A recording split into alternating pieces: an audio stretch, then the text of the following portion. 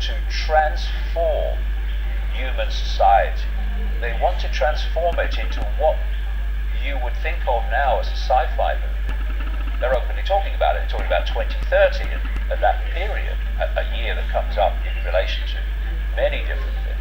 And the idea is to connect the human brain to AI so that, and I'm summarizing here what they're openly saying.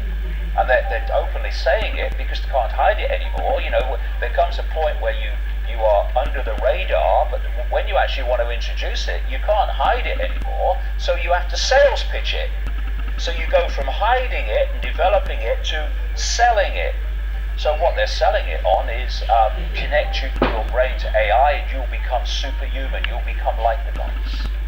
No, you'll become subhuman, not superhuman, you'll become post-human, that's the idea. And people like Ray Kurzweil at Google openly saying that once the AI is connected to your brain, AI will do more and more of human thinking until human thinking as we know it now is negligible and basically disappears. At that point, the human mind will be the AI mind. Up to this point, they've had to manipulate perception to dictate behavior.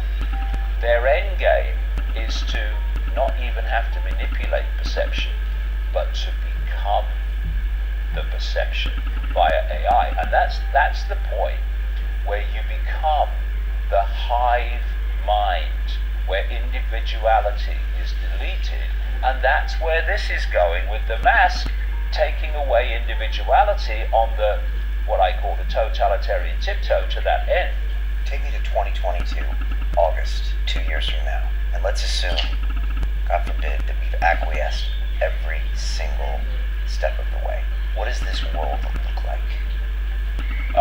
If you take China today and multiply it 2 or 3 times, that's where we'll be. The brain processes information electrically and electromagnetically. It communicates with the rest of the body electrically and electromagnetically. By 2022,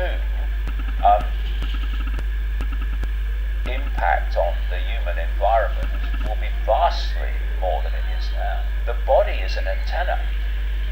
It's, the whole foundation of the body is a waveform information field from which the body we see is a projection. So any electromagnetic frequencies that adversely impact on the wave electromagnetic frequency balance of the body field is going to have psychological and what we call physical effects. And if you can access that frequency band with externally generated frequencies, it's been well known. It's been done by governments like the Russian government, etc. Way back in the 50s, it was going on. If you can get your frequency right, you can plant thoughts and perceptions in the minds of people, which they will then experience as their own thoughts and their own decisions, but actually externally being put in. So the more you build this grid of frequency, this sub-reality, and by 2022 it will be some way advanced from what it is now, your potential to control the human mind will be greatly advanced even from what it is now, where you have so much control that there won't even be any resistance, because you won't even manifest the thought to resist or the thought to say no, because you're not in control of your mind anymore. This is the progression towards complete AI control of the human mind. We are literally at the cusp between what remains of human freedom and the end, completely the end of human freedom, even the ability to think what you choose to think, where we are going to decide the future of the human race, even the existence of the human race as we've known it. That's where we are. Why do they target the young? And now why are they targeting the very young? Because they have a time scale, they have a script, they have a sequence of events.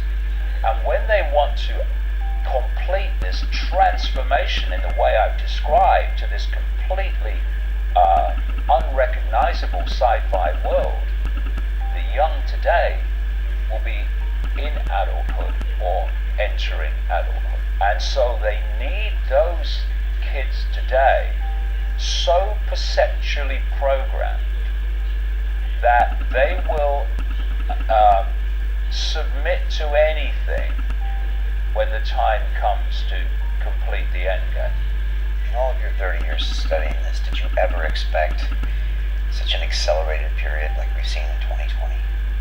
It has happened very, very quickly in 2020, but what's the outcome of it? The outcome of it is no surprise to me at all. I was writing about the basic themes of this in the mid-1990s, before we can turn this around, because only then will people realize that actually this is not some theory, this is fact, and this is real, and this is happening. There's such a chasm between what's going on and what most people think is going on.